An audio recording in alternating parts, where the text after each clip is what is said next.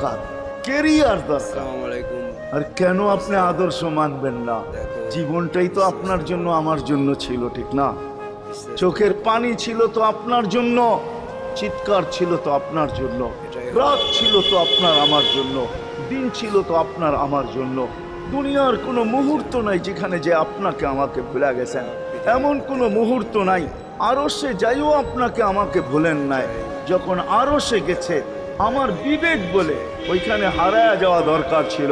মুসা আলাইহিস সালামকে আল্লাহ আরশ থেকে নিজেকে দেখানোর জন্য তাজাল্লি দিছেন।